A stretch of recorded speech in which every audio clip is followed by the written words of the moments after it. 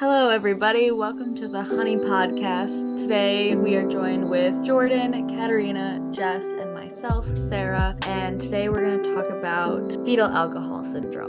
Well, hi guys. We're going to talk about fetal alcohol syndrome in either all of the United States or all over the world. Kind of what is it? Who wants to give kind of like just a broad definition to start us off with the conversation? Yeah, well, fetal alcohol syndrome is the result of alcohol consumption during pregnancy. And there are a variety of risks associated with fetal alcohol syndrome. You could have a stillbirth pregnancy, a spontaneous abortion, premature birth, and then you have risk of growth delays and low birth weight. Later in life, there's also secondary issues, including academic failure, substance abuse, mental health problems, contact with law enforcement, and inability to live independently. Now, this may vary dependent on certain cases, but these are things that we want to be mindful of when working with people with fetal alcohol syndrome. Do we know how often this occurs? Well, 12,000 children are born with fetal alcohol syndrome in the U.S. About 119 children are born with fetal alcohol syndrome on a global scale, and 10% of women in the general population consume alcohol during pregnancy, and 1 in 67 women deliver a child with fetal alcohol syndrome. Alcohol-exposed pregnancy is the leading cause of preventable birth defects in the U.S. Yeah, that's a lot. That's kind of more than I would have expected. I know that it happens. It happens a lot more with 18 to 24-year-olds because of the kind of popularity or stigma even behind underage drinking and just the college environment in general. For sure. And fetal alcohol syndrome varies depending on different demographics and culture and location, which are going to be important to be mindful of in the therapeutic relationship. The risk of bearing a child with FASD is 16 times higher for women of lower SES. When thinking about what you said, Sarah, thinking about younger women ages 18 to 24, a lot of them are in school-based environments, so a lot of them actually don't become aware that they're pregnant, and oftentimes it's too late when they do become aware because they were in an environment where alcohol consumption was normalized. Some people may wonder what the motivation would be behind continuing to drink while pregnant. This attributed to risky drinking. In one study, also 50% of women do not recognize their pregnancy until the 6th week of conception, while most women abstain from alcohol following pregnancy recognition. More than half of pregnant women recognitions come after fetal brain development has already begun. Do you think if we had like more screening tools and like interventions earlier on in pregnancies that we could reduce the risk? Actually, in 2002, the Congress and Control and Prevention Center met and led in creating shared criteria, screening tools and interventions for alcohol syndrome identification and detection of alcohol use in pregnant women. That sounds super helpful. I think there's also another intervention that was in place through kind of public intervention as well. In the United States, there's mandatory warning signs that requires any establishments that sell alcohol to be consumed either on or off premise to post signs about the dangers of drinking alcohol while pregnant. In the study, they talked about kind of psychoeducation for mothers, and if a mom was to drink within the first week, last few weeks, or any other time within the pregnancy, like would they still be at risk? Or if there was chances of miscarriage, cognitive delays, behavioral problems, or anything like that while drinking while pregnant, and kind of just regardless how many drinks were consumed, it could still lead to fetal alcohol syndrome in the fetus. And 52% of the participants understood and strongly agreed after the fact that drinking while pregnant will develop harm in a baby. So I think the education and the signs kind of gave more awareness to the issue.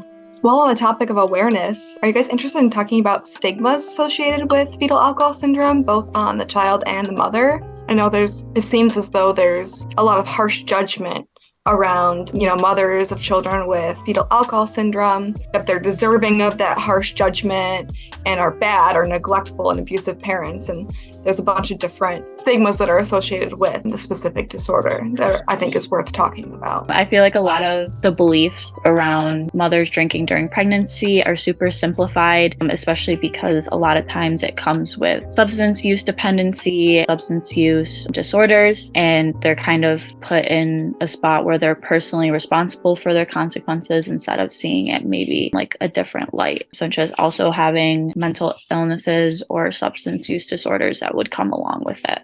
Yeah, I feel like a lot of the stigma too is looking at like elements of even just down to the basic needs, because they could still be drinking alcohol regardless what environment they're in. Like they could be a very wealthy family who just drinks wine every night, like as a cultural aspect. Or they could be down to the bottom where they're homeless and they're drinking because that's just what they have access to, and like they may not have the shelter or food that other people might have, or even kind of just right in the middle. They could be dealing with the substance issue, but I think with different types of families and support systems and the basic needs of shelter, food, and like if they're employed, unemployed, or if there's like mental or medical diagnosis at play, I think that can all contribute to how severe the fetal alcohol syndrome could be, or how severe the mother's addiction could be. Yeah, I think that relates a lot to kind of protective factors as well. What you talked about, security and shelter and basic needs and food, employment, and the financial situation. So I think those are really good things that go in with stigma, because you already have the stigma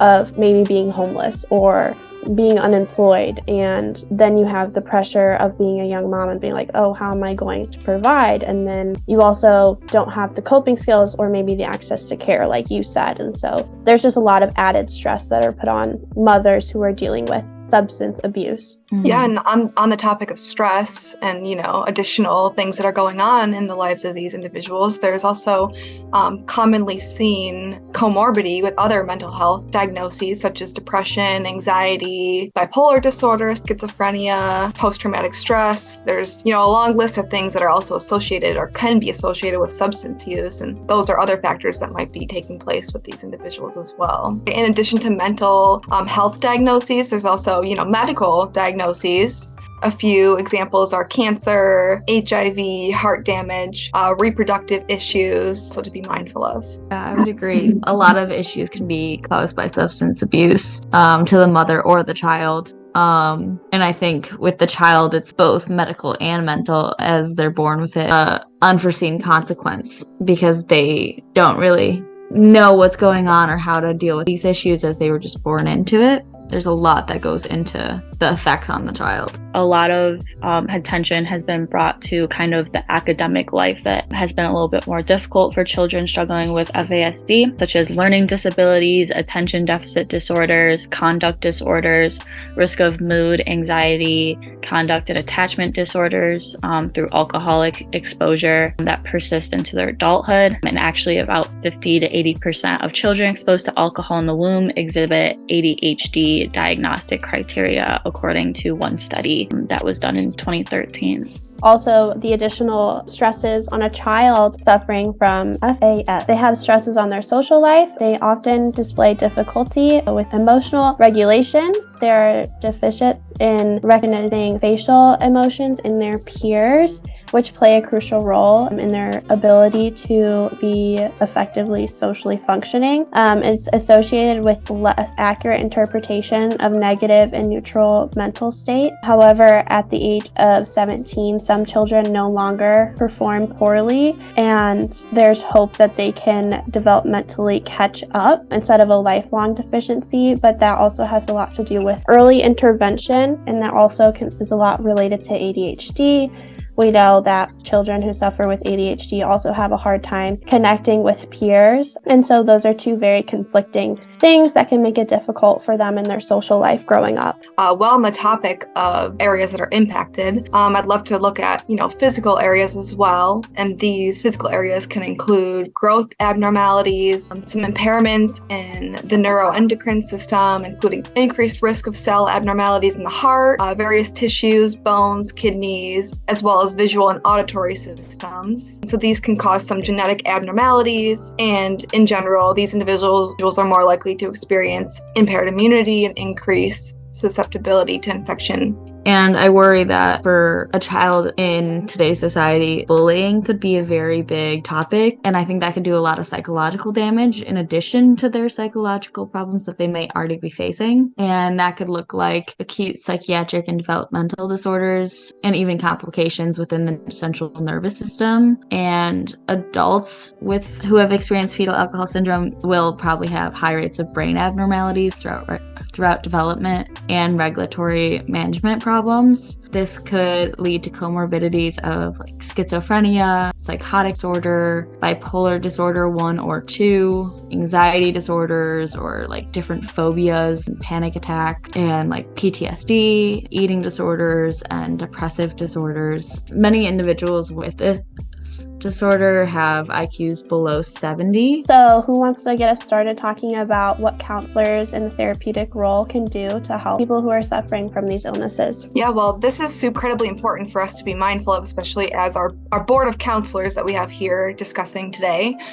Sarah mentioned earlier, recognition and interventions or treatment for children who suffer from fetal alcohol syndrome has been shown to be, incredibly effective in enhancing long-term outcomes. So we can take a look at some theories, some types of therapy, as well as some coping mechanisms that are going to be potentially helpful that we can utilize in our relationship with these clients. Yeah, so a huge one is psychoeducation. This increases education, conception, awareness in relation to alcohol consumption and can help in preventing fetal alcohol syndrome in mothers, as well as medication therapy. This could be something like replacement therapy, replacing original substance with something less harmful. There's also screening tools used for pregnant women and identifying FAS in individuals as well, including the TAC and the TWEAK assessment or questionnaire. Typically, women who drink about 3 to 7 drinks per week should be assessed for developing FAS. There's also brief therapy, acceptance and commitment therapy, dialectical behavior therapy, parent-child psychotherapy, and family therapy. And there has also been several research projects, such as Project Choices, which is an evidence-based intervention project for women who are at high risk of alcohol exposure during pregnancy. I think psychopharmacology would also be a great asset to the mothers and maybe the child who have been undergoing this process. Yeah, for sure. Let's talk about that. So according to studies, stimulants were the most commonly prescribed medication. I think this is definitely interesting because, as we've talked about, there's many different, side effects and impacts of stimulants. So looking at how medications and the comorbidity between different disorders are going to impact the client that we're working at would be, definitely crucial in this process. There's also a really interesting study done on the impact of psychopharmacology and how insurance coverage may impact fees, diagnoses, and accessibility. In addition to looking at medications, it also would be pretty important to look at coping skills and creating a detailed action plan and reduce their drinking and move forward in, the preparation stage and action stage. Yeah, I think in the aspect of the preparation stage and action stage, we could make a lot of referrals depending on how severe the addiction may be. They put them in like a rehabilitation center or like wean them off of the amount they're consuming, put a plan in place to support the child, as we don't want to put their safety at risk.